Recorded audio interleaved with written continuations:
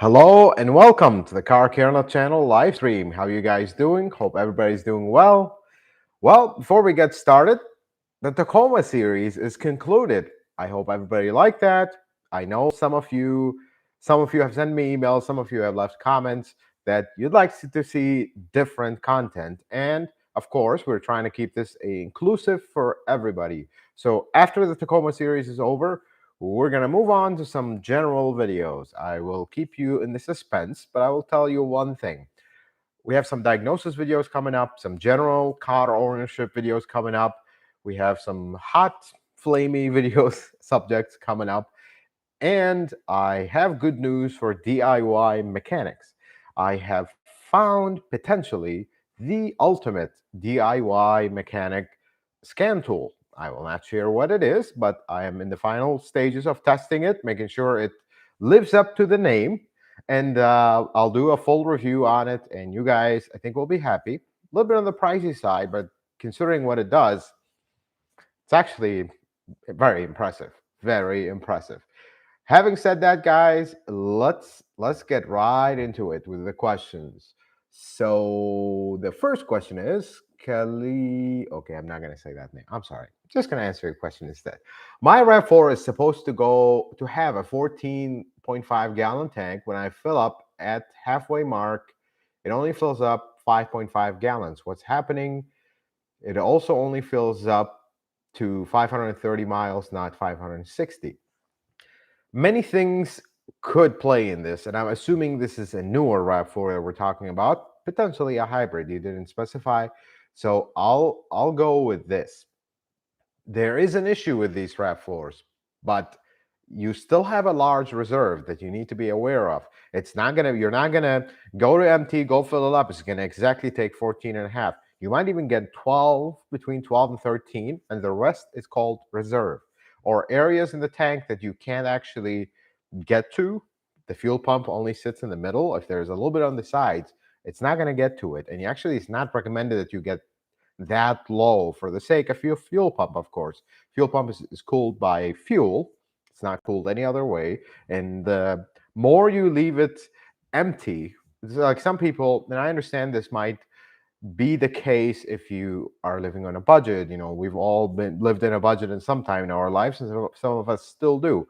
If you fill it up always with $10, let's say, you're always just putting 3 gallons at a time. That's actually not good for your car because you're consistently running that pump at halfway or less submerged. That's not great.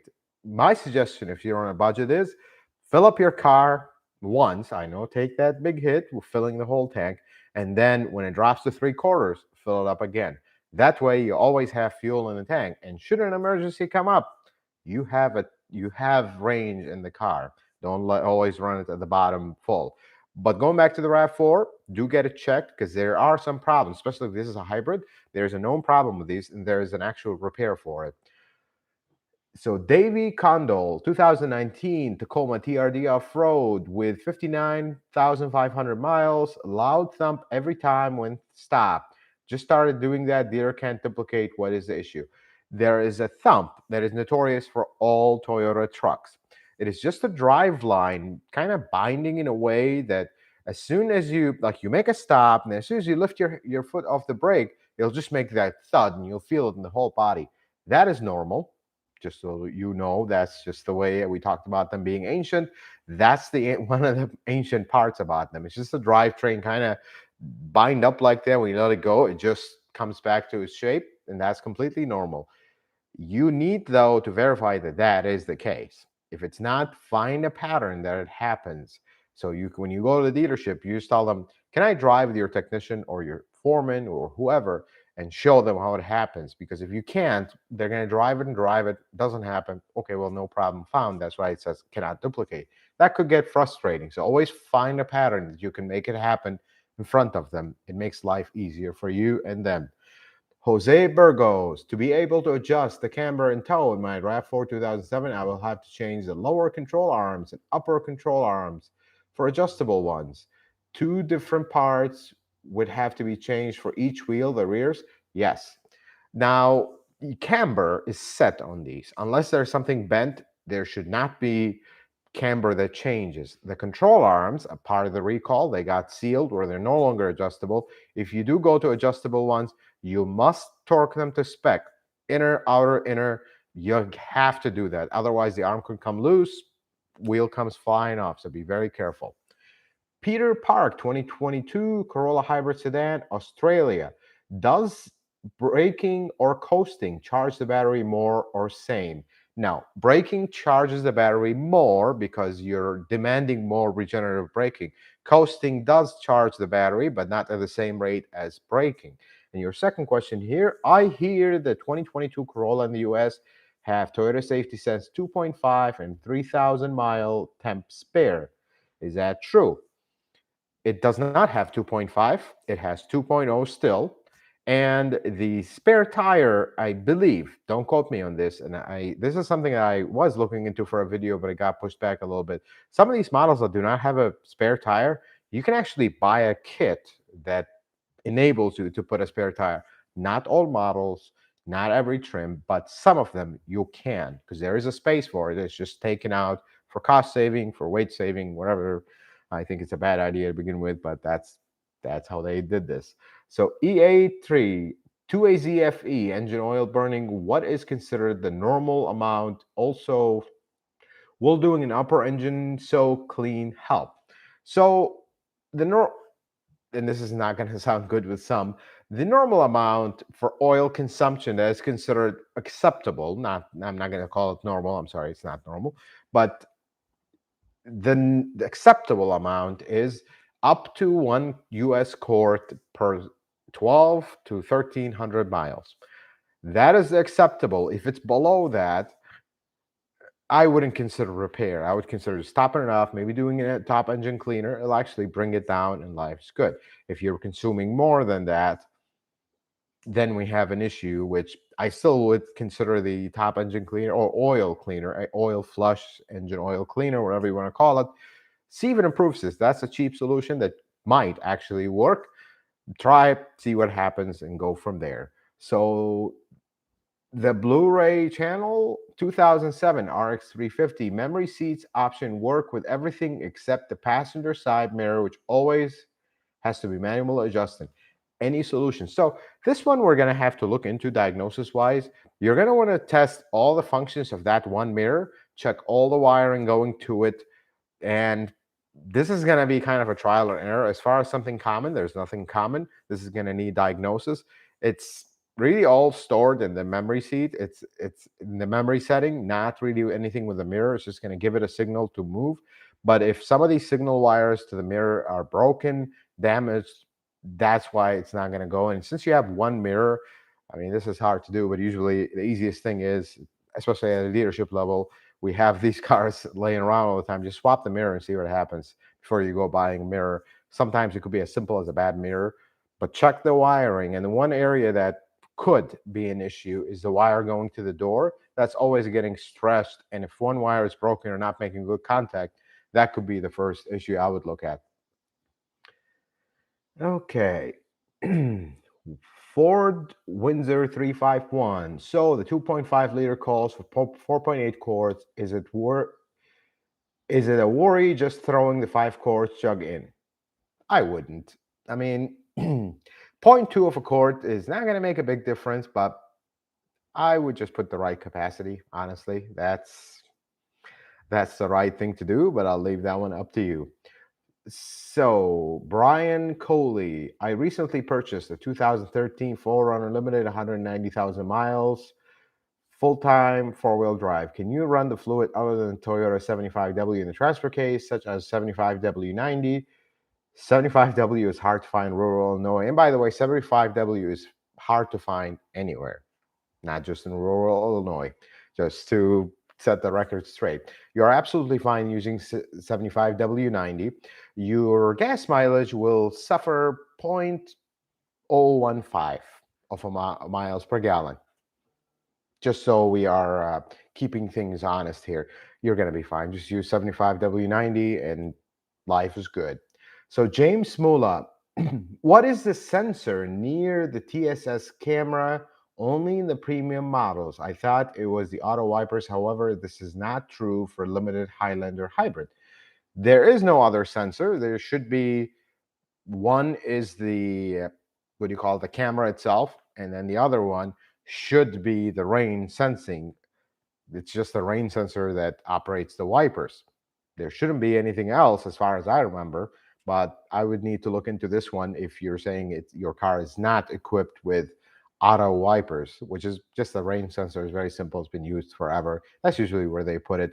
But there shouldn't be anything else there. Sometimes, and I'm trying, you didn't include the year here, but I'm assuming this is the latest one. Sometimes they will put solar sensors there. They've put them on the dash sometimes. They put them in near the camera sometimes. They're just used for the AC to know if there's sun or no sun, so the auto AC would adjust. That could be the other thing you're looking at there as well. So Naveen the Machine, there are interior leaks of the 2022 Tundra. Yeah, I've seen the pictures. Unfortunately, again, I don't like when there's leaks because Toyota works so hard to keep the suspense and keep their product going, and then somebody finds these cars. I mean, as much as they try to hide them and everything, somebody will find them, and everybody wants to know. But you know what? In a few months' time, the Tundra will come out. It'll be available at every single dealerships, hopefully, with a shortage, I don't know.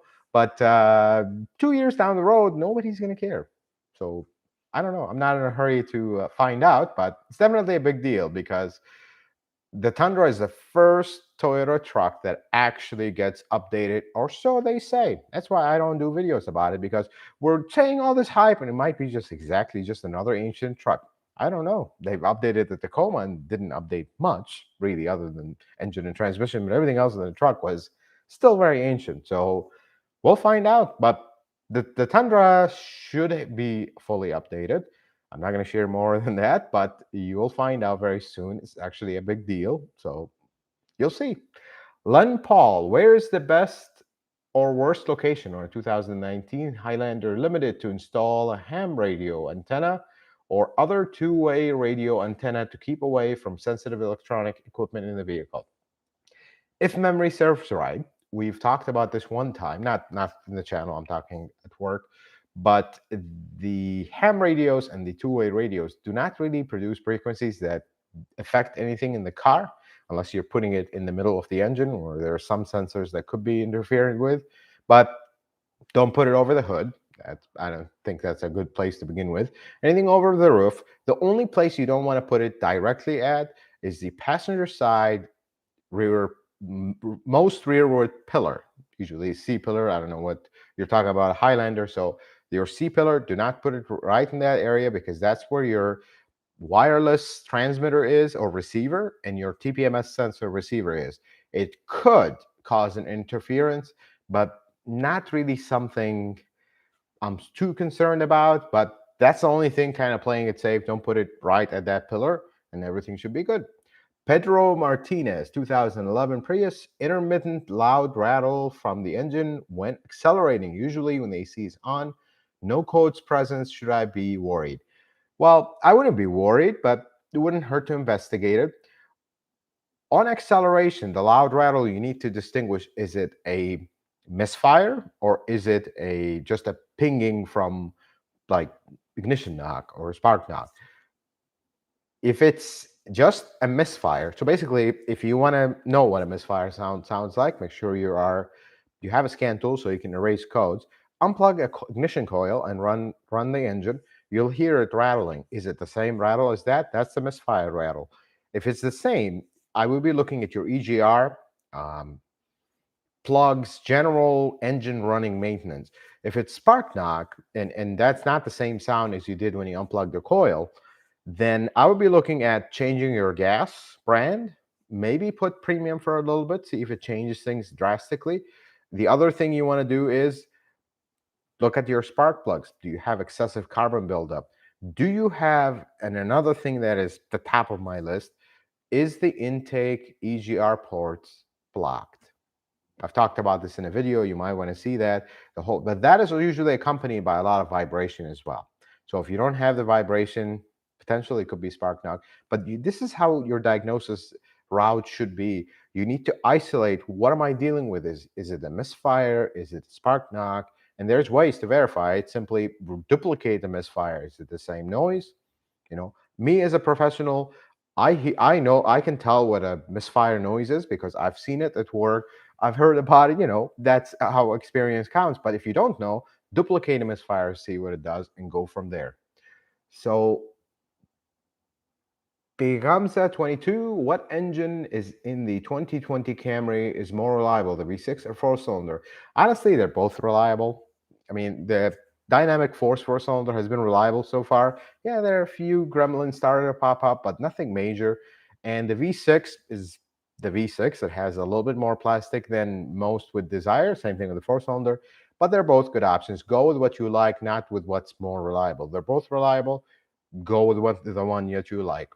Luis L., my 2007 V6 Camry gives off a weird smell when I turn on the car. There's no white smoke, and the smell goes away after a minute. So you're going to want to elaborate a little bit on the smell. If it's a sweet smell, it is coolant. And something about that V6 is that they're not common for coolant leaks or head gasket leaks. So that would be kind of head gasket leaking into the combustion. Outside, yes, but not into the combustion.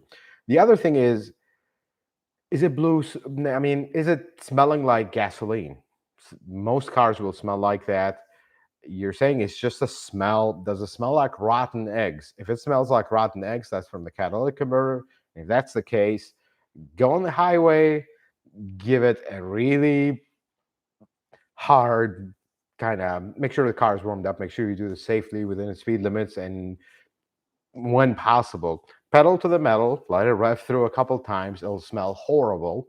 Try that every 2-3 days, and that'll clear up the cat, and that rotten egg smell will go away. So Hassan Khan Mohammed, I am a tech at Mercedes-Benz for 5 years. I am working on a dad's 2006 Toyota Sienna. Tips to replacing the right front axle. Oh boy, you're going to be having fun with that. So the first thing is, and we're going to get very technical here for a second because I'm talking to a technician. This might not be very DIY. Brother, the problem is that bearing on the passenger side axle is going to be seized to that bracket. And I'm assuming that is the problem you have. Few options here. You're trying not to destroy the bearing on the axle unless you're replacing the axle. If you're replacing the axle, heat up that bracket really good, get it really hot, and just air hammer the axle out. It'll destroy the bearing on the axle, but if you're replacing the axle anyways, it doesn't matter. If you are not replacing the axle, then there is a 14 millimeter bolt inside that holds the bearing to that bracket. Take that bolt out, get a longer bolt that goes, kind of drive it in there, have it lock, and give it a few impacts. Tap on it. That tends to loosen up the bearing. Of course, don't forget the snap ring. There's a snap ring that holds that bearing in that holder. You're going to be fighting with this for a while. You're going to use your air hammer on the pumpkin part of the axle. I don't know what you would call it. It's going to mar it. It's going to leave all kinds of marks, but nothing will happen. That's just how it is. You're going to be fighting with this for a while, and every single Toyota technician fights with this and wonder when are they going to change this design that if you read the book, you open the repair manual, it just tells you, oh, remove the snap ring, remove the bolt, and the axle will come right out. In my entire career, I have never had an axle come out like that, just for, small rant. But yes, it's a fight. And if push comes to shove and everything is not working and you do not want to destroy the axle, cut the bracket very carefully. Just leave a relief cut in it, air hammer, it'll pop, and then you can get your axle out. And that bracket is not very expensive. It's a lot less expensive than a whole axle. It's held by three 14 millimeter bolts, comes right out, super simple. But yeah, be ready for a fight because that thing is not easy to come out. Sometimes you'll get lucky. You'll give it very little heat, tap on it, and it'll come out. But you go too much heat, you're going to destroy that bearing.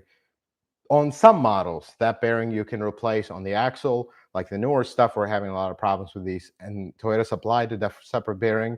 But on the older ones, I'm not really sure. You're going to have to dig into the parts catalog for that one. And they're very simple. Just press in, press out. Life's good. Sorry about that, viewers. We just had to have a little tech talk. So, AP, let's answer another question. I've read and researched the braking in time for Tacomas, but cannot avoid highways. What's a good speed I can do without interfering with that? So, a good speed, keep it below 65 miles an hour, let's say 65 and below. Try to not lock your cruise control for a lot. Kind of try to go to 65, then slow it down to 45, then accelerate again. Kind of trying to vary it. I know it's annoying, but this is the recommendation. Do it safely. Don't try to avoid getting on the on-ramp and just flooring it like most people will do just to merge into traffic real quick. Try to avoid that and everything will be good. So, Merasi Zoji, sorry if I said that wrong. 2014 Corolla S makes a rattling noise like broken bearings. Every time I start my car, it goes away. When the car is warm, but comes back when I gradually accelerate from rest. That could be a noise from the CVT transmission, if this is an automatic. Now, I need to hear the noise to know, but it rings a bell as a complaint that people had. It makes kind of a I don't know how to explain it. It's just a rattling, strange rattling noise. That could actually be a normal characteristic of this, but I do need to hear it. Record a video, send it in a comment, and we'll go from there. So, Prestones, I think I couldn't read that. Sorry, just bought a 2006 RX 330 with 183,000 miles. Had mechanic look at it, and he said it doesn't look like the timing belt is bad. Is that feasible? Well, it could have been replaced, or yeah, Toyota belts are known. I know it's a Lexus; they're the same belt. They are known to last that long. However, I wouldn't push it. Don't push your luck.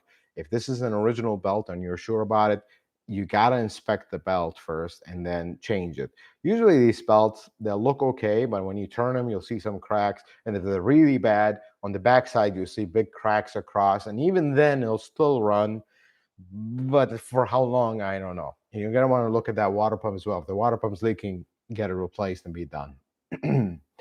Paul Patton, I have a 2007 Camry V6, 160,000 miles. Lifters are a little noisy when cold, but calm down somewhat once warmed up. Does the V6 require lifter adjustment, or is it just the way it is? It is just the way it is. The lifters are hydraulic in this engine. However, if it does have kind of oil contamination, bad oil change history, stuff like that, you want to run an engine oil cleaner. Unfortunately, if these lifters get a little bit of varnish inside of them, they'll kind of drain from oil and they won't no longer, they'll collapse. But in that case, you're going to get clattering all the time, regardless if it's cold or hot. But one thing about that V6, especially in the early year, they're notorious to clatter when they're cold. That's just the way they are. That's not lifter. It's actually, some people describe it as a piston slap noise. It sounds very scary, but it's actually not. That is a normal characteristic of that engine. As long as it goes away when it's warm, I'm not worried. But you do want to look at your overall cleanliness of oil, varnish, all this stuff. That's something you would want to check. So Jay says, 22 4Runner or wait for the 23. The 23 is most likely going to be a carryover or not. That is yet to be determined, but don't wait that long. I would, if you like the 4Runner today, just consider buying one either this year or next year. The 23 is still unknown. Could be changed, could wait till 24, especially with everything that's going on. I guess we'll wait and find out. Chris Bretts, I have a 2012 Corolla with 127 miles that runs flawlessly with 90% highway. I was wondering how many miles I can get out of this. These Corollas, if they're taken care of, they will last a long time.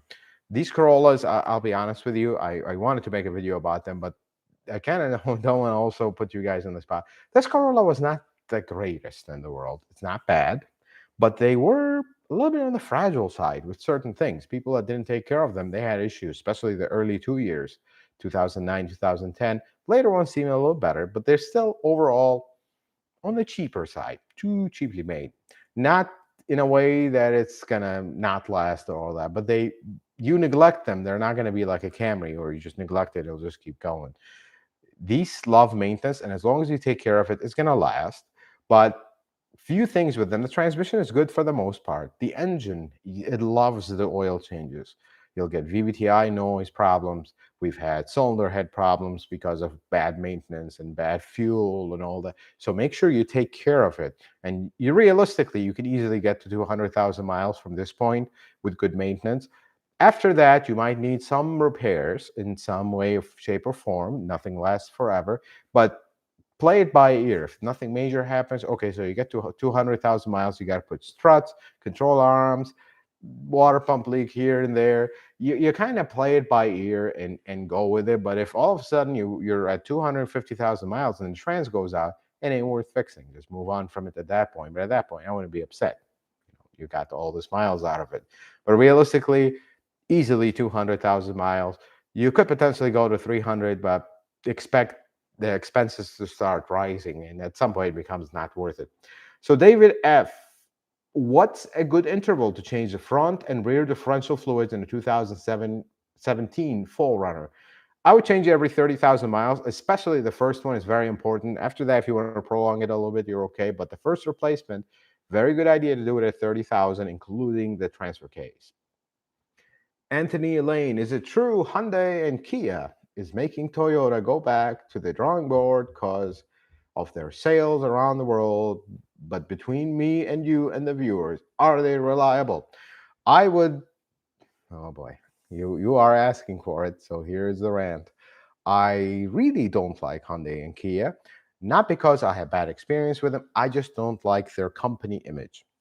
That's just my personal opinion. Do not bear this as a guide, should you buy one or not. I don't know. They could be great cars. I don't work on them and desire to work on them.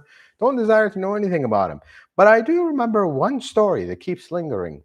I had a neighbor of mine that had a 2011 Sonata with 2.4 liter, whatever, little four-cylinder. Well, she called me over and she's like, hey, my car doesn't want to start. Okay, well, it's an old lady. I want to go help her out. I go, just makes a click. Okay, bang on the starter, same thing. I'm like, tech power, like it sounds like a bad starter. Let me just drive up. Let's go get a starter and see what happens. We go to the first AutoZone, whatever, grab a starter, put it on. I mean, it's very simple to work on. Same thing. Like something doesn't make sense. And this car had like 80,000 miles. And I try to spin the engine. The engine's locked up. Apparently, they had a problem with these. And I'm asking her, like, was it making noise or something? No, it just locked up the engine, which is very strange that it did that. But ever since that, I'm like, and this was the 11 Sonata was a car that like sold like hotcakes. I'm like, oh my God, when these things get older, are they going to all be like that? I hope not. I really hope not, because so many people are buying them left and right. And they're buying them because they have a 10-year warranty. That's not a good reason to buy a car. But nonetheless, I honestly don't know if they're reliable or not today because I don't work on them. And I wouldn't give you a opinion that you might take on as word of advice if I don't know. I only tell you what I know. What I don't know, I'm not shy to say I don't know. I don't know everything. Heck, there's a lot for me to learn as well. That's how this cycle works. So, but as far as going to the drawing board, I don't know about that. I don't know. It might be the case, but I don't have a feeling that's not the case. Nelson Rodriguez, I have a 2003 Toyota Sienna. I would like to know if it has an EGR valve. I asked Toyota and got different answers. It should have an EGR valve, but I would need to look. Some of them did, some of them did not. Depends on the market, which engine you have in it. But most of them did. That's one thing I can tell you. The early ones definitely did, but I believe 2003 might have gotten away from it. The best way to find out is pull the little cover, look right by the throttle body. If you see if you see an EGR valve, you have an EGR. If not, then you don't.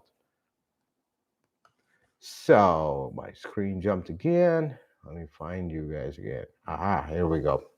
So Joshua says you should do a detailed video on how to install illuminated LED door sills for a 2021 Toyota Camry.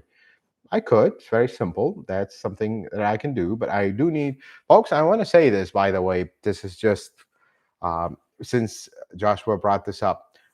When you request a video, sometimes it is difficult for me to do, not because I don't want to do it or, oh, this is too simple. This is too much work. There's nothing that's too much work, short of, I don't know, replacing a frame on a truck. That might be a little bit of work. But I need a car to do it. I work at a dealership. I can't really film in the dealership for repair purposes on customer cars. I just can't do that. I'm not authorized to do that, and I'm not going to ask for that. But if you live in the Chicago area or somewhere close where you're willing to drive to the Chicago area, I'd be more than happy to help you repair any car you want, family discount, family prices, whatever you want to call it. I'm also interested in doing the videos for everyone else. So whenever you feel like you have a job in your car, you want it filmed, so this would be a resource to help everybody else, I am more than happy to do that. Just send me an email. But one thing about the email, because the email is getting really difficult and really complicated these days, you gotta put Chicago service request.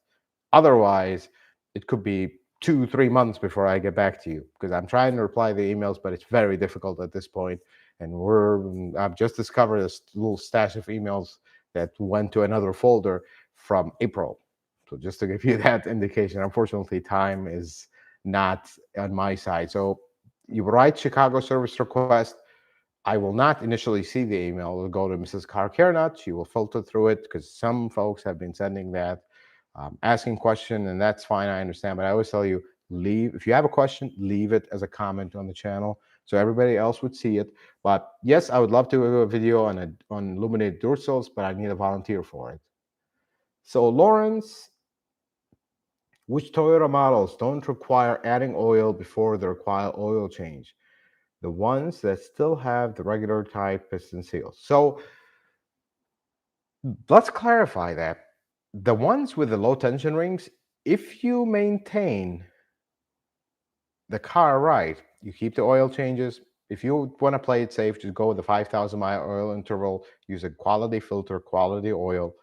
You will not have that issue with low tension rings, because I don't think there's any car, not just Toyota, everybody else, that has non-low tension rings anymore. That is just the norm. But keep an eye on the maintenance and you will have no issues. You actually can go with any car. Some cars have more tendency to burn oil than others, like a 2AZ FE, we just talked about it a little bit ago. Those had a production problem that caused them to burn oil. Other engines, like the 2AR FE, it's flat neglect. The engine doesn't have problems.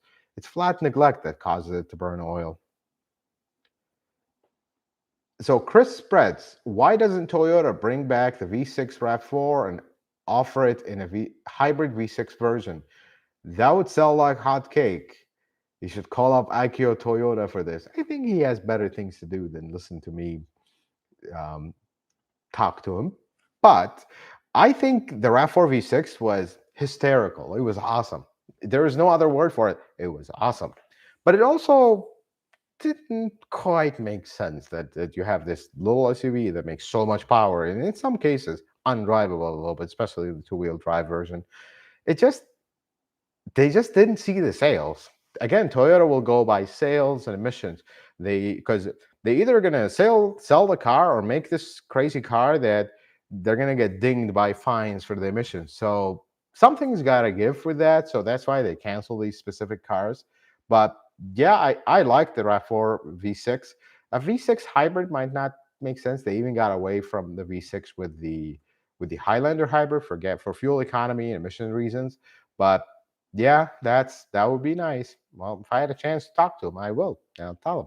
Not only that, a lot of things, like keeping the 4Runner the way it is. Just slap more lights and put some more bells and whistles that we can remove the day we buy it, and it remains the same. That's one thing I would tell him for sure. So CNP, YZZ-A1 oil filter installed in my 21 4Runner instead of the A5. It's shorter. Should I be worried? 3K known miles with it, dealer installed. That's not a good idea, because you basically have the wrong filter. By the way, I'm just going to say this for everybody. You do know that you can actually, the cartridge filters, you can actually not put a filter in there and the car will run. But is it a good idea? It's not. Because that section of the filter that is not there, you're getting less filter. It's not a good idea. I mean, the dealer really needs to change it unless there's a shortage, which in that case, I'd rather you keep your old filter, because that's not the right filter for this car. Do get an A5, do install it. This is not right. I would not be worried, but don't continue driving on it like that, because long term, that is not a good idea. So, so Domodinas 45. I'm glad you were able to make the live stream, sir. Thank you so much for joining. Turtle 2802. Is the tire inflator kit that comes in certain Toyotas ruin the tire and TPMS sensor? It does not ruin the tire, but it could potentially ruin the TPMS sensor. Some cases it doesn't. Most cases it does. So that's the catch. I hope nobody is finding this out the first time, because it's not cool. Not cool. I wish they still have a spare tire. So another question here. I have a 2022 Toyota Corolla Hybrid. Any special instructions for a warm heater in the winter? Not really. I mean, these things, if memory serves right, these might have a PTC heater. So just start the car, ready it on, and when the gasoline engine runs, just give it maybe a minute or two, and then be on your way. I wouldn't call anything specific. Eventually, the heat will come up. It'll take a little bit of time. One thing this is for everybody that it's actually going to be part of potentially a video coming up. When you get in your car in the winter, don't blast the fan all the way high to get hot air. That's kind of counterproductive, because the engine's trying to warm up. The coolant is circulating through the heater core. The little heat that it have, when you put your fan on very high, you're actually going to prolong the heating of the engine. Here's the best thing. When it's super cold outside and you just got in your car, turn off the heater, start the car, and this applies to Toyotas only. Some of the other cars that have a heater valve or whatever, or some of the older ones that do, but most of them do not have a heater valve. Get in your car, start driving with zero heat. Don't turn on the heat even. Give it exactly 5 minutes, then turn on the heat. You're going to have instant heat. That's just figure everybody might want to know that. Unless you have a remote starter, then it doesn't really matter. But for the most part, you're kind of leaving the fan on high is counterproductive. So Don Y, if you don't look at fuel economy, which would you choose for a Toyota SUV? The 4-liter 1GR V6 found in the 4Runner, or the 4-cylinder turbo found in the NX? Without a question of a doubt, if fuel economy was not an issue, the 4.0 1GR FE, specifically the updated one in like 2010 and up, 4Runner. Look, I have nothing against the engine in the NX, the 4-cylinder turbo in the NX, the Lexus NX, but it's a turbo engine. Turbo engines, we've talked about this before, it's only a matter of time. Turbos spin at very high RPM, and they have a shelf life, and as they get more complex and complicated, and turbos have always been expensive, but they're getting even more expensive.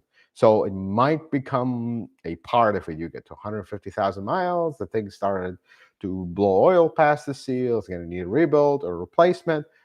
That's an extra expense that your neighbor with the 4Runner is not going to have. Yes, you'll be saving a lot more gas than him, but I don't know if that gas difference cost ever going to catch up to a replacement of a turbo.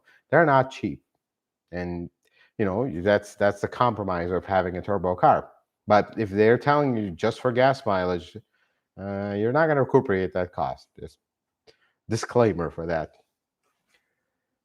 So Marty Schmeiser, in a pinch, can you reuse the oil drain plug washer when doing an oil change? Absolutely, especially if it's a blue one. If it's a black one, do not reuse it. If it's a blue one, you're good. The blue one is metal, and it's actually designed to be reused multiple times, but we're just all car care nuts, and nobody wants that liability, so we just replace it. But the black one is a single use. If you have a blue one, you're good to reuse it. Actually, reuse it many times, by the way, but I don't recommend it because I don't know, for 80 cents or whatever this little washer costs, do you want to risk it? I wouldn't, but if you're in a pinch, of course, go for it. Ben Williams, although the Corolla Cross is made in Alabama, will it have Toyota reliability? Of course it will. Folks, I have to break the news then. I said I was going to keep you in suspense about what's coming up. We're finally going to make a video about, are Toyotas made in Japan more reliable than those made everywhere else?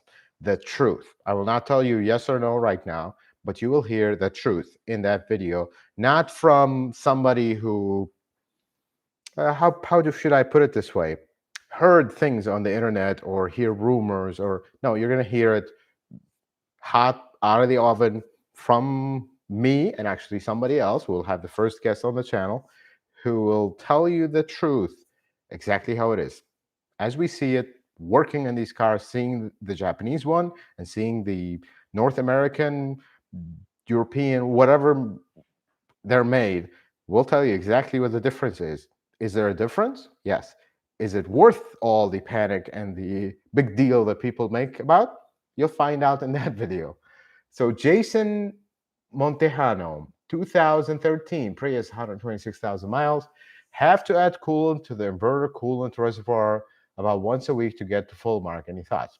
Yes, something that is, I don't want to call it common, but it's very possible, and it's actually common, but not because of a design fault. The radiator of the inverter, there, when you look in the front of the car, is actually, it looks like one radiator, but when we really look closer, it's actually two radiators.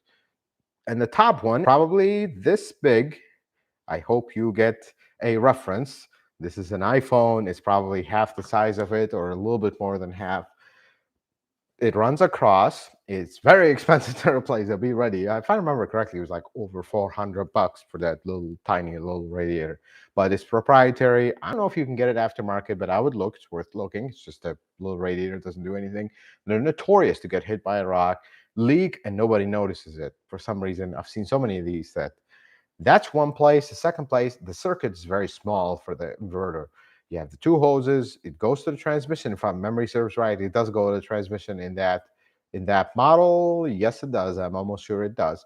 Look at the hoses. Look at the inverter itself. We've seen very, very few cases where the inverter leaks. But on this, it's a replaceable part. You do not have to replace the whole inverter to replace the coolant circuit inside of it. But check the hoses, and most likely it's that radiator in the front. That would be the first thing I'd look at. Just right where the Toyota logo is, there's that little slit right next to it for the grill. Look through it. You'll see pink all over the place. That's your radiator leaking. So Brian De La Cruz, what's more reliable in your eye, Tundra 5.7 or GX 460? They're exactly the same. Honestly, reliability-wise, they're exactly the same. I wouldn't choose one over the other. However, you're also talking about two different types of trucks. The Tundra is bigger, has a bigger towing capacity. It's more of a work truck, and it's huge. The GX 460 is basically a 4Runner with a V8 in a suit. That's the best way to put it. They're both very reliable. The GX overall costs will potentially be higher than the Tundra. Has the Lexus logo, has a little bit more options, a little bit more things. God forbid you get an accident, body parts will cost a little bit more. You know, it's a fancier version, so it's going to naturally cost a little bit more. But as far as reliability, they're very similar. The engine in both, even though one is 5.7, one is a 4.6, they're identical. Just slight difference in the size, but they're identical parts-wise and reliability-wise. So Hadi El-Mari, I watched your video in the Camry Hybrid and you recommended 0W20 engine oil. What is it recommended in the Middle East hot countries?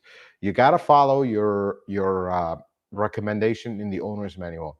Different parts of the country will have different tuning, different engines, even though the engine might look the same, but they might have changed it for that country because emission standards are different between countries. Middle East is one of them. You gotta follow what's recommended. If they tell you use 0W20 only, then you're gonna use 0W20 only. If they tell you if you're within this temperature, use this. If you're within this temperature, use this, then follow that. But don't just, because this is something I remember from the old days. I'm from the Middle East. 20W50 is what they use. It's very hot. Let's just use 20W50. You can't do that with these modern engines. Yes, the older cars could take that because they were just not tight tolerances and everything was loosey-goosey. But the newer engines, you cannot do that. You gotta follow the recommended oil by the manufacturer. So Ethan Poon, Prius prime range should be right around 25 miles or so, and the E range, if memory serves right. Tino, What other Toyota front struts can fit my Scion XB 2011? I wouldn't know that right off the top of my head. And honestly, that would be a good question for aftermarket stuff, because even though some struts will fit different cars, Toyota will have different part numbers for it. So short of me lining up 6 cars and trial and error, I will not be able to give you an answer, because they will give it different part numbers. So you can't even reference the part numbers. But wouldn't hurt, check it, find a part number for a Scion XB, then search for that number, see which cars it also applies to. So, Isabello, you're asking about miles per gallon for the 22 Tundra. That is not published yet, sir. When it is, you'll hear about it and a lot more. Ibrahim Moad, is it true that the transmission oil of the Highlander 2019 is not recommended to be changed? This is coming up as well. We're going to have this conversation in a long video to please, where you would start listening to the truth. Folks, your warranty runs out at 60,000 miles, 5 years.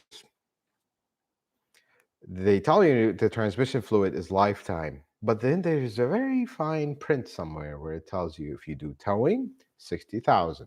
If you do this, it's 60,000. So, do you want to have this truck have this Highlander? You're talking about a 19 Highlander for 10 years. You have 130,000 miles, and then the trans starts slipping, or not. The normal slipping is not usually the problem. The problem is it starts not shifting right when it's cold. It starts harsh engagement, and now things start getting kind of problematic. All of a sudden, downshifts on its own and goes crazy. Then that's the normal problems that you're going to start to have when you don't change the fluid. Guess what? You got past the warranty time, but after that, you're on your own.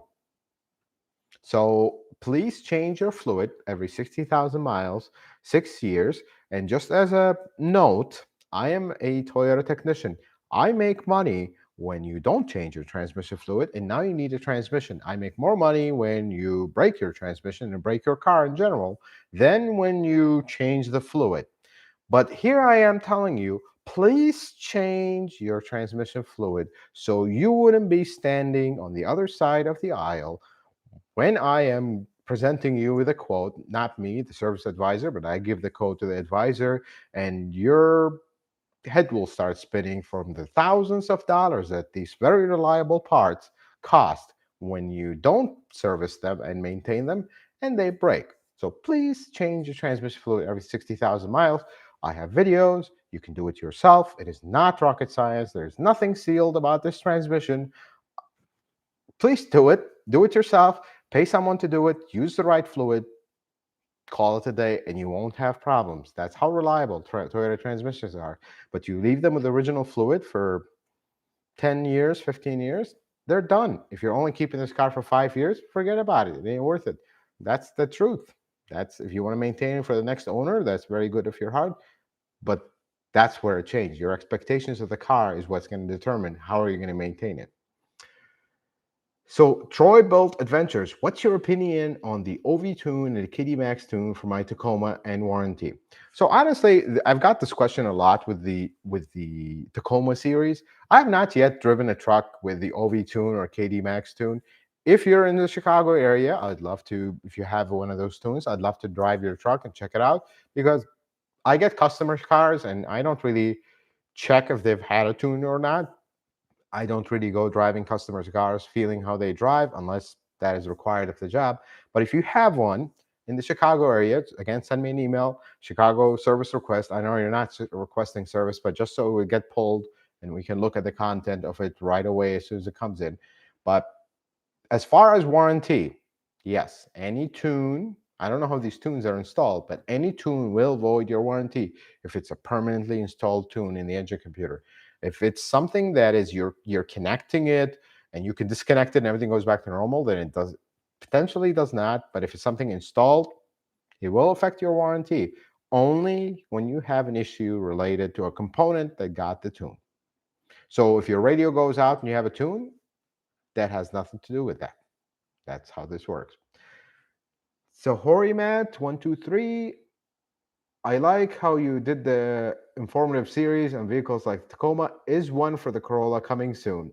So the series are very difficult to make because it's just multiple videos and a very long filming session. But the Corolla, I want to do a simple review for the Corolla first. Most of these cars, like if I review the Corolla, I basically reviewed multiple cars at the same time. So I try to keep the videos general so you can see them. Like we did one for the new chassis that all these cars share, the TNGA. We did an engine review, but as far as doing a full-on series for a model that is very popular and very kind of shared with a lot of other cars, it might be a bit much, but I'll look into it. I mean, that's maybe we'll run another vote. This is a democratic channel. We listen to the viewers. I listen to the viewers. Actually, it's just me and Mrs. Car here, not. But I'll run another vote, see what you guys are interested in, and we'll go from there. So James, happy long weekend. Yes, sir. And I don't know, I can't really see where the viewers are coming from, but in US land, we have Labor Day weekend, which is we're not going to work on Monday, which is great. If you're not from the US, that's what the long weekend is. Why is we're going to get to the question now, James. Sorry about that. Why is electronic parking brake so loud on my 2009 RAV4 hybrid?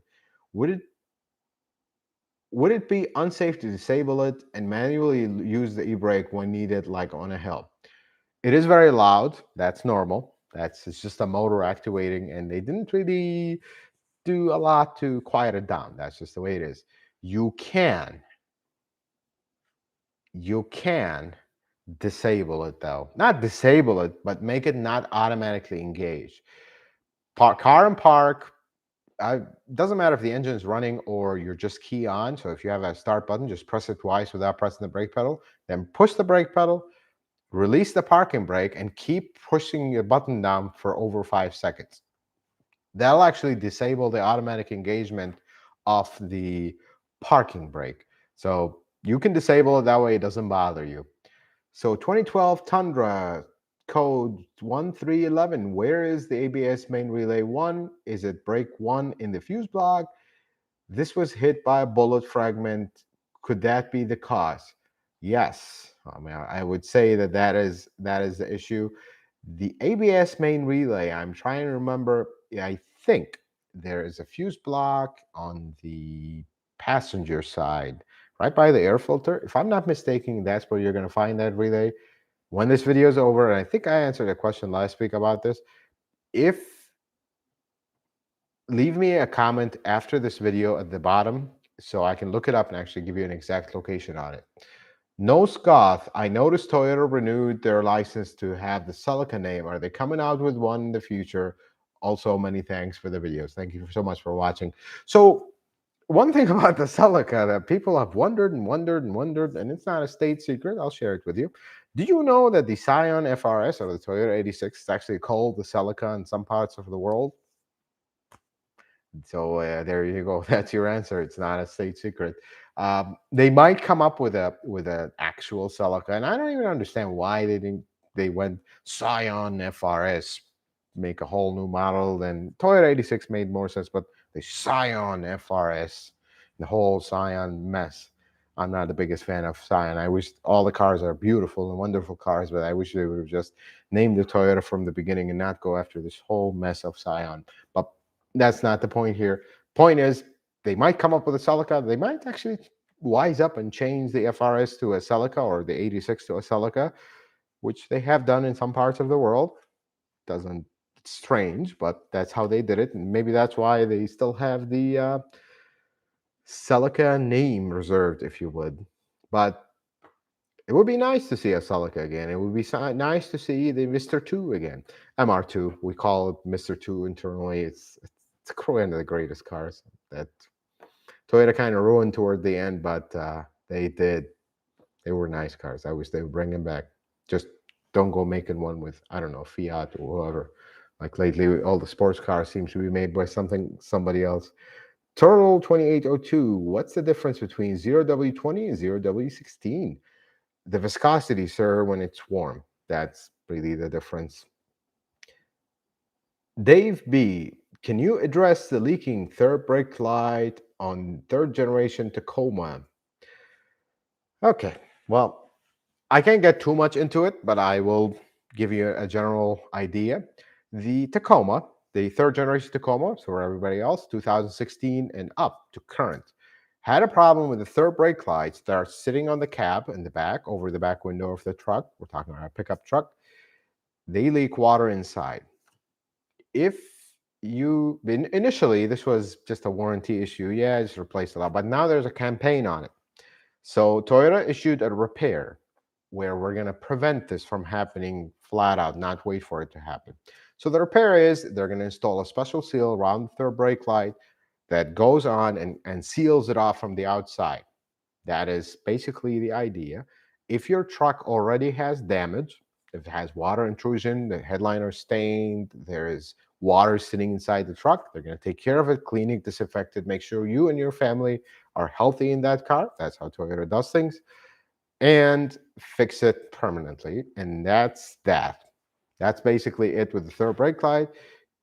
Just know one thing, and this is the part where it's not nice. If you ever have to replace the third brake light, you're going to have a hard time. Not the bulb, but the actual housing itself. You're going to have a hard time. It's not going to be fun. And I said bulb. I think these are LEDs, so you might not be able to replace a bulb. I just kind of drew a blank on whether it's LED or not, but nonetheless, that is basically what it is. So if you have a Tacoma, especially if you have a leak, you got to take care of this. If not, contact your dealership, schedule an appointment, and get it done. Life is great. So KM Klein, about to change spark plugs in 2013 RX 350. Should I plan to change spark plug tube seals at the same time, even if no leaks found? Changing the spark plugs on the RX 350 is a walk in the park. Well, some people say it's difficult. Oh my God, what a horrible design. They're not bad. But changing the spark plug tube seals is a nightmare because pulling that valve cover off is a nightmare. It is very difficult. It is not a walk in the park. And guess what? I have had so many people ask me about this, and I just look at them. I'm like, okay. The spark plug tubes are not going to fix your oil in the spark plug. By the way, that's just throw that as info. The problem with these is the spark plug tube seal actually does not seal the tube. It seals dirt and debris from going inside, from around the spark plug tube. It's actually the spark plug tube itself, where it's pressed into the cylinder head, is what leaks. Nightmare to fix it. Don't even go there. I would even just dry it up, clean it up, put the spark plugs, and hope for the best that it takes another 10 years to pile up the same amount of oil. That's the God honest truth. Otherwise, you could be talking about taking the engine out of the car to pull the spark cylinder head off and press it off, press it on. It is that big of a deal. So I wouldn't do that. If they're not leaking, definitely leave them alone. Hope they never leak. Connor Hittner, 2020 Camry Hybrid. Original oil filter was an F2. Now spec an N1 filter. Base plate holes in N1 are much larger. Bad to keep using F2 stash? No. The F2 is perfectly fine. For whatever reason, they went to the N1. F2s are perfectly fine. You're welcome to use them. They've been used for this engine. Finish up your stash, then you have no choice but to buy the N1 because F2 is a goner. Toyota will do that sometimes. They did that with the D3, I think, or no, D1 and the G1 and the G2. They're basically all the same, but they kept flip-flopping between them. Go to this, go to that, go to... Now they have all three. So use your F2 when it's done. Use your N1 because you're not gonna be able to buy F2 going forward. And Marty Schmeitzer, thank you so much, sir. I really appreciate it. So let's go back here. 99 Cooking, 2002 Tacoma TRD AC blowing cool-ish, but not cold. Damp flooring and a wet, moldy smell inside the truck, along with moldy stains. Any ideas? So it has 280,000 miles. This is worth keeping. Honestly, you're going to want to check your AC drain. That's probably clogged. That's your damp floor and wet, especially if it's on the passenger side starting, it's the wettest there. And then the cold, AC not cold, you want to recharge the system and see. But unfortunately, if it's a moldy smell, moldy stains, you're gonna need that to get that cleaned. Pull the carpet out of the truck. I don't know if you're DIY, do not pay someone to do this, otherwise it's not worth it. If you're doing it yourself, pull the carpet out, spray it with some mold killers or whatever, let it run, shampoo it, clean the inside of the truck, let everything completely dry, inspect for any wiring damage. This is a standard flood. I don't want to call it flood carpet. That's essentially a flood. The standard flood car repair you want to go through and see what happens, see what got damaged and what's what. See if you can salvage that carpet, because carpet would be very expensive to replace, and at that point it might not be worth it. Big Hamza 22, which engine is in the 20? Okay, you already asked that. Please try not to repeat questions. Don't post your question multiple times, because that takes time, and now we're taking time from other viewers to respond to your question. Please don't post your question more than one time. Sonny Sen recently purchased the Scion XA, and the owner used Castrol 5W20. Should I keep using that one or Toyota Mobile One? It should be fine. Castrol is perfectly fine. I would continue to use it. But one thing is, I'm trying to remember, it might be 5W30 for this one. Probably 5W20 is also okay and approved for this one, but just check whatever the oil cap says, use that. Nick Grand, what's your opinion on a rough country 3.5-inch lift kit for a 12 Tundra?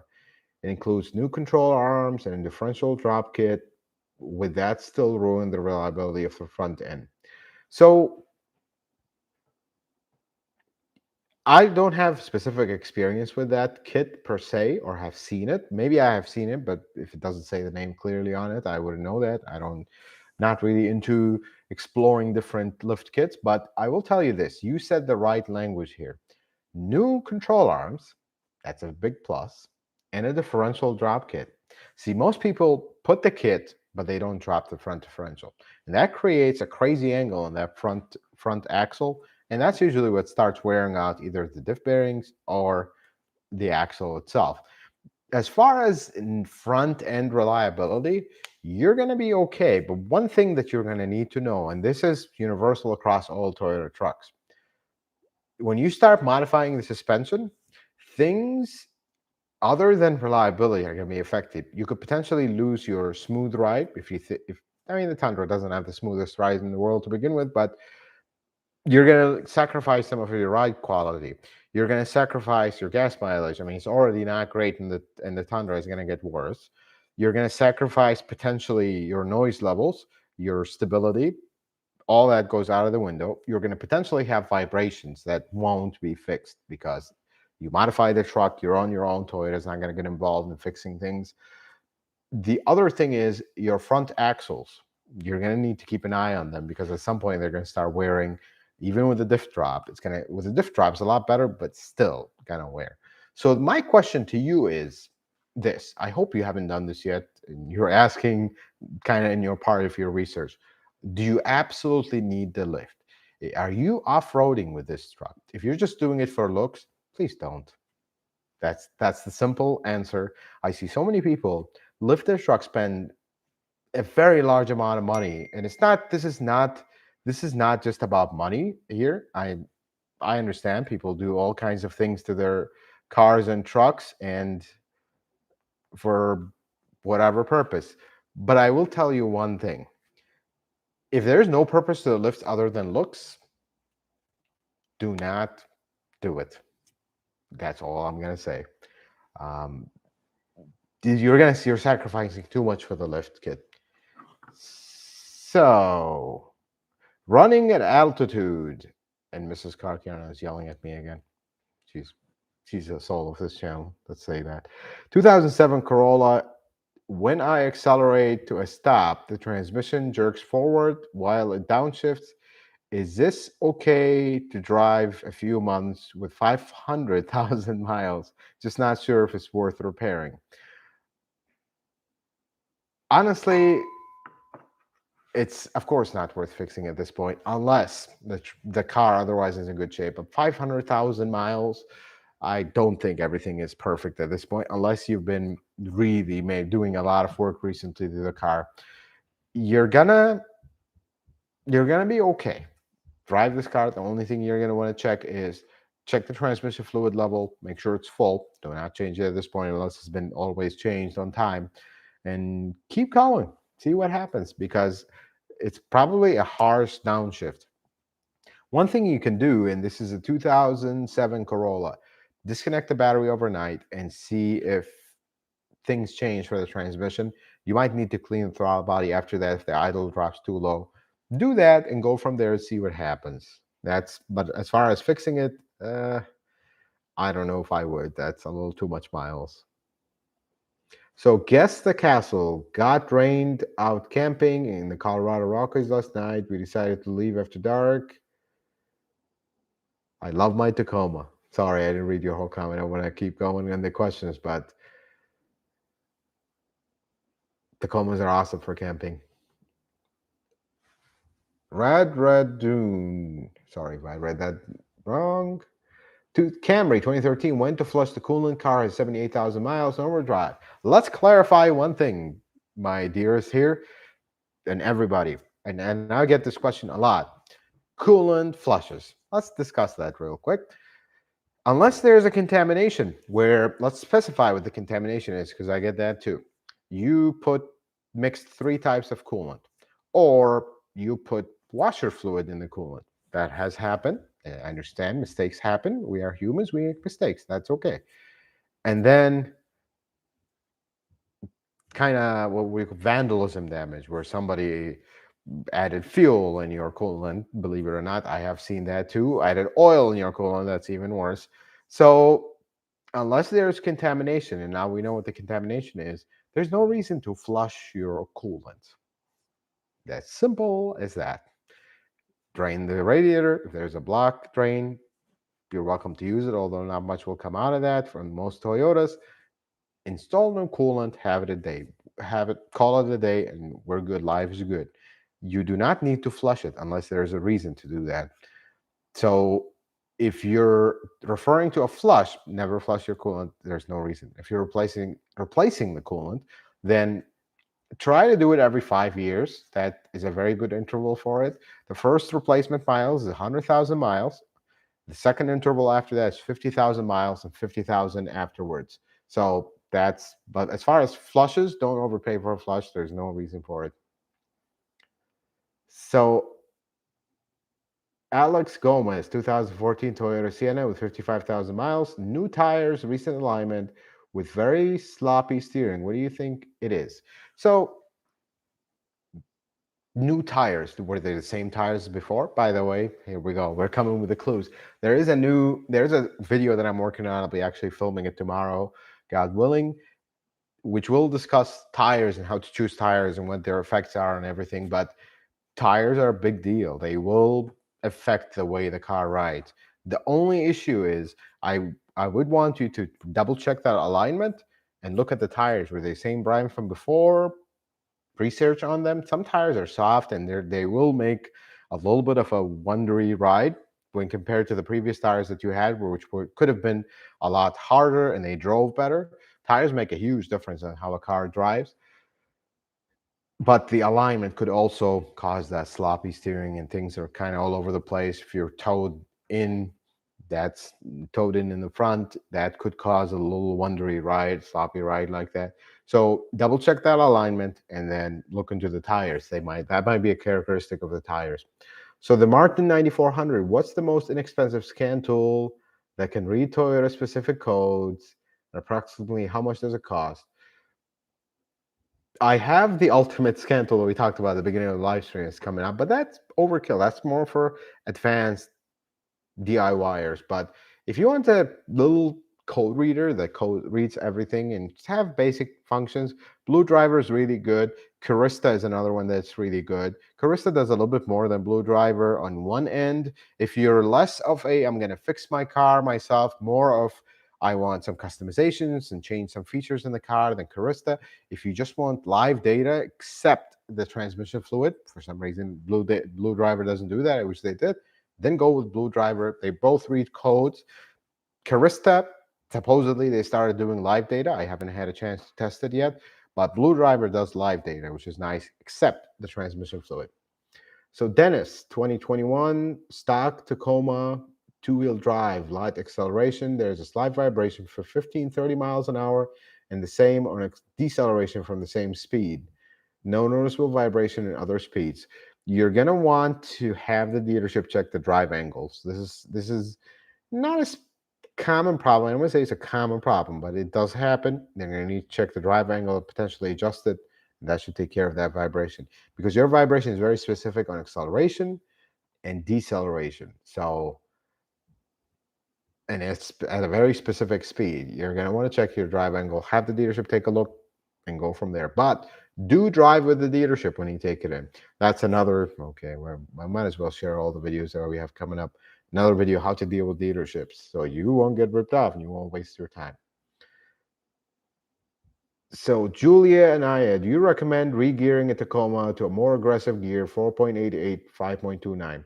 Folks, I'll be honest. I work at a dealership. You come in with a re-geared Tacoma, your warranty just went out the window. I will not share with you information that I don't have first-hand experience with. I have not experimented with Tacomas and re-gearing the rear end. You could try it, but I would research more. I am not a good source for modifying your Tacoma rear end.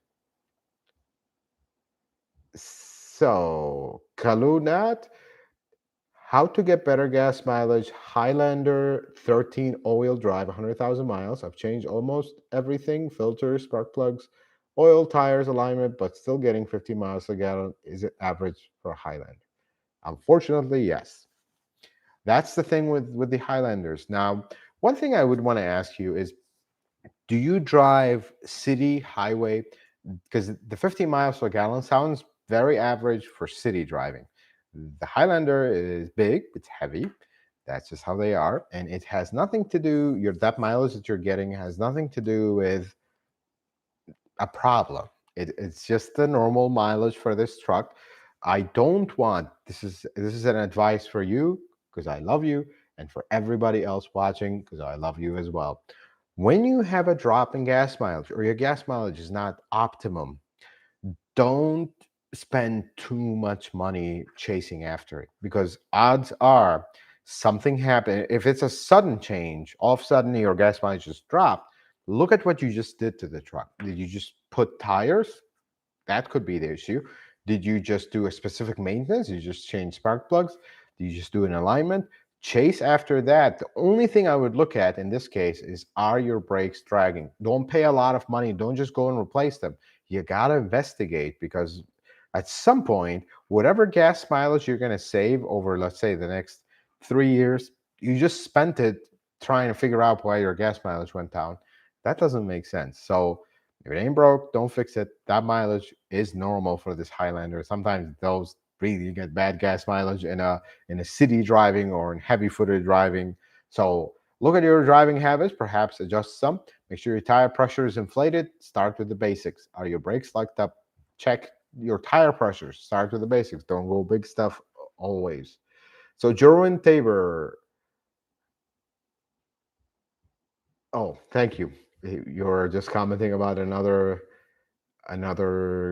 answer that I gave. Thank you so much for watching, sir. So Walt Nash, 2013 Trans Shutter. What can I do? What year? What car? Please, folks, when you ask a question, always include your make and model, year, mileage. That would help a lot. I'm assuming, Walt, I'm going to give you a generic answer because I'm assuming what car you're talking about. If you're talking about a Camry 4-cylinder, the transmission shutters, that's a torque converter. There's a known problem. Replace the torque converter and update the software, clean up the pan and install the 4 magnets, and life's good. Well, it's a little bit of an expensive repair, but it's doable. Eddie Salazar, by the way, do you have t-shirts with the Car Care Nut logo? Yes, the store is open. Mrs. Car Care Nut have gotten that taken care of. If you want t-shirts with the channel logo, that is available when the live stream's over. Head over to the channel, just go to the store, and it'll take you to Spring. I think that's the website we're dealing with now. And you can buy merchandise to support the channel in advance. Thank you so much for everybody that have bought. I actually had a viewer that comes here to fix their car, came in with the car care nut shirt. That was a very initially a strange thing for me to see, but I really appreciate it. Thank you so much, everybody who bought the merchandise to support the channel. So Stephen Knight, 2014 Toyota Rav4 all-wheel drive, 177,000 miles, hard 2 to 3 shift, minor torque converter shutter. Is it worth doing a full trans service? Honestly, of course it is worth fixing this car. It's not too old. Yes, it has a little bit of miles, but nothing crazy. So two things. You're going to want to do this in one shot. Replace the torque converter, replace the fluid, take the pan down, clean the filters, do all that kind of a combo service, all this. But the main thing is reset the transmission memory. Often mistaken for a whole transmission rebuild, but that 2 to 3 shift is a notorious thing for that transmission. If I'm not mistaken, U760 or U660 even. That odd shift between second and third is notorious. And I've seen transmissions get replaced by transmission shops. They rebuild the whole transmission, doesn't fix it. They put a new transmission, doesn't fix it. They send it to the dealership. 5 minutes later, it's fixed because all it needs is a reset memory from 2 transmissions ago. But that's, if you watch my channel, you'll know that, but I guess they didn't. So reset the memory will take care of that hard 2 shift. It literally, like, it just feels like, let's describe it in case you're watching and you have a car and maybe now you'll notice it. It is, you get to second gear, it literally feels like the transmission just stops, thinks for a second, and then the RPM jumps, and then it goes into the third gear. It literally feels like that. If that's what something you have, it's unknown why. We have brought it up to Toyota multiple times. We still don't have a concrete answer because it should not do that, but they still do that. You need to reset the memory and expect to do that every 2-3 years. That's the best part too. So that is, we're talking about, let me name the transmissions. 2012 all the way to 2017, Camry, 4-cylinder mainly. 2013, all the way to 2018, RAV4, non-hybrids on both. Of course, hybrids don't do that, but those are the transmissions that do that, and it is hysterical when they do, and it's hysterical how you click a few buttons on a computer and everything is completely perfect after that. So please remember this and share it so people would know and not go replacing transmissions, because we've seen this already. Julian Anaya, I have a 1997 4Runner Unlimited V6 4x4 light, does not go out, but goes into 4 high and 4 low. How do I solve this? Unfortunately, you're going to have to check the wire by wire voltages and see which one sensor that is not working, switch that is not working right. There's many switches in the system. There's some in the transfer case motor. There's, if memory serves right, 97 is getting a little old and fadey in my mind. There's 2 switches on the transfer case that are external, not part of the actuator. You're going to have to do a little bit of diagnosis in this one, but it's a little bit of a complicated diagnosis because there's a lot of wires you got to check and voltages, but that's just how you chase this. That's why in the Tacoma series, I said that the introduction of trouble codes is a big deal with the new Tacoma because it cuts all this diagnosis out.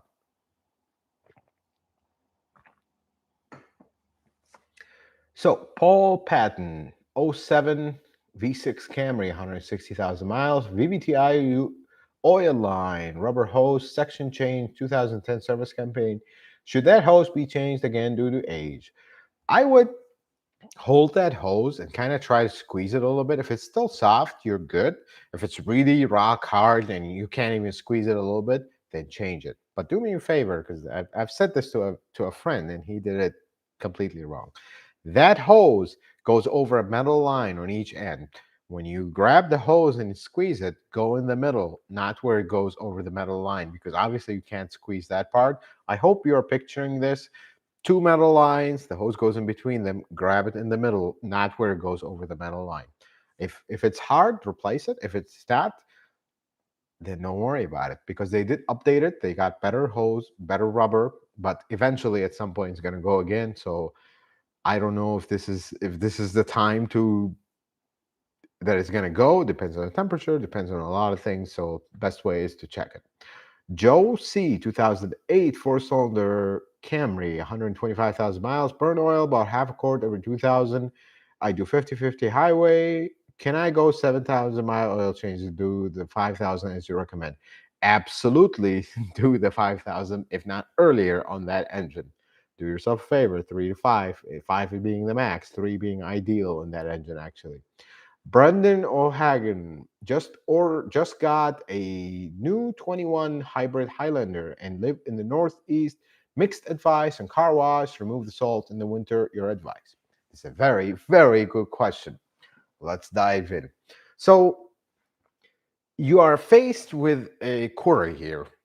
Let's put it this way. And this is for those of us that live in salt land, rust belt, salt belt, whatever you want to call it. So you, in one side, you do want to wash your car regularly in the winter to wash off the salt so it's not just lingering and stuck to the bottom of the car.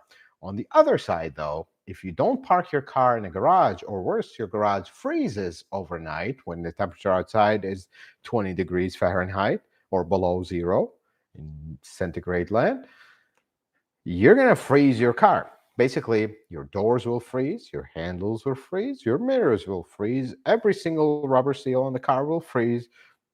They're going to be freezing on the suspension because all that water is just going to freeze and just sit there and become rock solid. And then you come open the door doesn't want to open. And then you're going to end up ripping handles, ripping seals. The windows are shut, welded shut basically from the ice.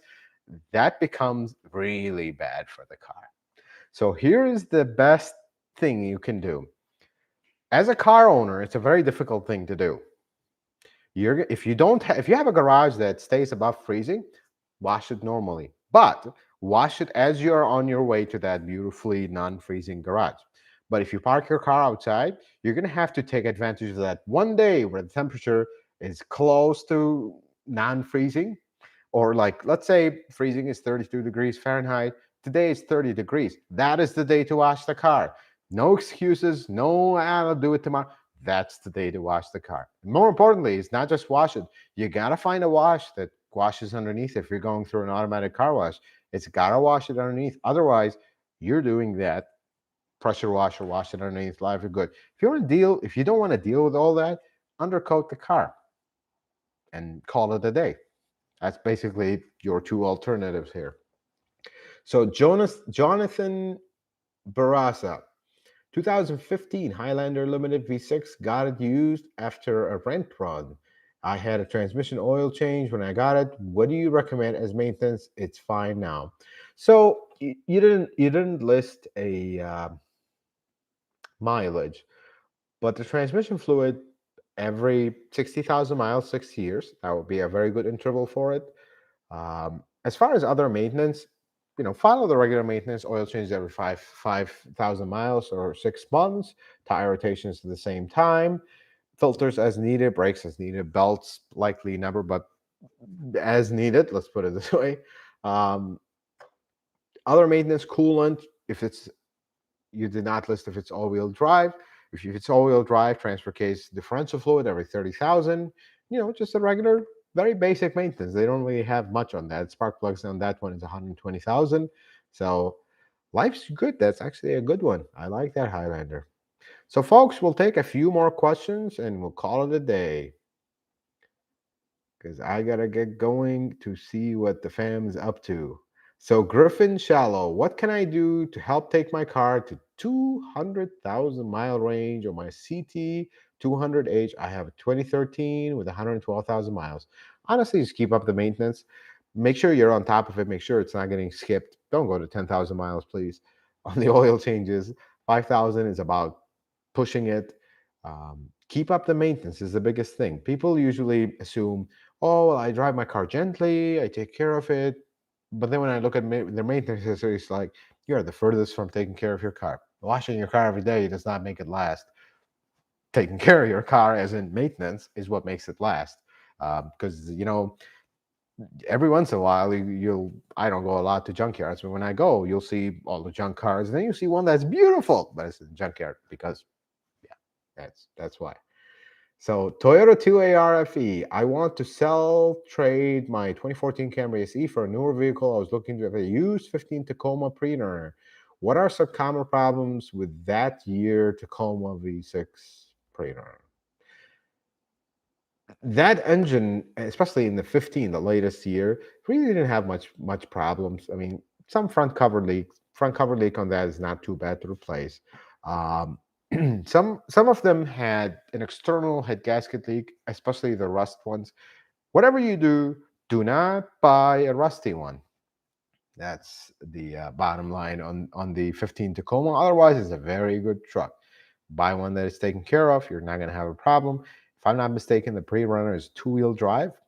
I would honestly look at a four-wheel drive model, but that's up to you. If you might not need the four-wheel drive, if you're not planning on off-roading or don't have snow and anything else, but for resale value, a four-wheel drive would potentially be a better choice, but that's up to you.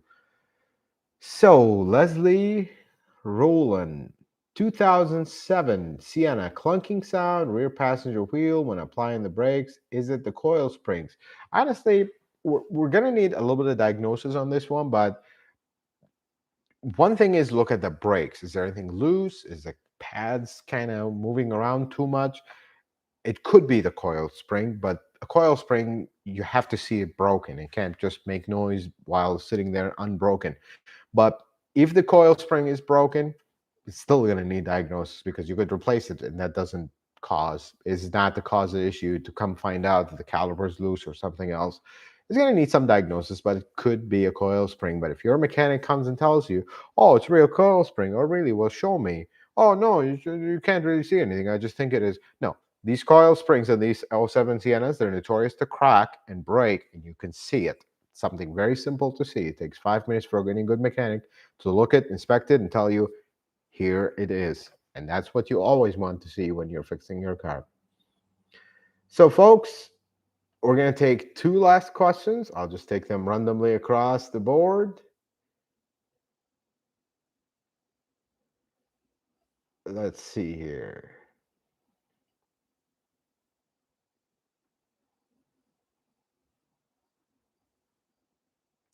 So let's look at this question. Input on installing a transmission cooling system on a 2021 Tundra for lower Texas hot weather. Honestly, this subject have gotten so much questions that it's coming up to a video on its own. Folks, the transmission cooler situation and I don't even want to call it a situation. People have made it into one. If you don't see high temperatures when you're towing, when you're not towing, you're not going to see anything. If you're not seeing high temperatures when you're towing, don't worry about a cooler. If you see high temperatures over 240, 250, consider installing a cooler. And most of the kits that are assembled, they're actually using parts from a previous generation. It's the same transmission, they just took the external cooler out. So they're basically using previous generation OEM parts. So it's actually a good kit. I've had a Patreon and a viewer install one, and he's actually working on potentially seeing if that works on a Sequoia. And it's the same thing. They're all OEM parts. So I think it is a good idea only if you see high temperatures. If you don't, what's the point? There's no point really. So that's that. Folks, we'll take the last questions as the normal. The last is always first. So we'll take the very, very last comment. It's gonna scroll and see the last question. 2016 V6 Tacoma automatic shift selector is hard to move. Also, BSM not working. So, Kevin, you're gonna need to give me a little bit more details on this one. The shift selector is hard to move, physically hard to move, or it just wouldn't come out of park. So typically, and this is something with Toyota Line, if something gets spilled on the shifter, it'll be difficult to move. On the BSM not working, that's going to need diagnosis. For everybody else, BSM is blind spot monitor. That's going to need diagnosis. It's either going to be one of the sensors. Has there been any accidents in the back, modification, even the tiniest hit? it will cause that blind spot monitor light to come on. So that's going to need a little bit of diagnosis. The shifter, it's the shifter itself. And that's the common. If something gets spilled on it, it gets really hard. And that's really it. All right, folks. Thank you so much for watching the live stream. Let's see what's going on with the last comments here. All right. So that got taken care of. So, folks, thank you so much for watching the live stream. If I didn't answer your question, I would love to sit here for 3 days and answer all your questions, but that might not be the best idea for me. Any questions that you need to get addressed quickly, leave them in the comments on this video or any other videos, and I will get back to you. The other thing is, this is week 2 of live streaming. If you are new to the live stream world with my channel, let's go over the schedule. Every 3 weeks, we will do a live stream every Saturday at 7 p.m. Central Time. On the 4th week, I will do a live stream with my family in a private setting where we will go and do something fun because I work a lot and they are my family and they're a priority. So this is week number 2. We're going to see you guys next Saturday at 7 p.m. Then the week after that, I will have my private live stream with my family. I hope you like this live stream. I hope you learned something new. And until the next one, folks, may the Lord bless you and keep you. And you guys have yourself a wonderful day.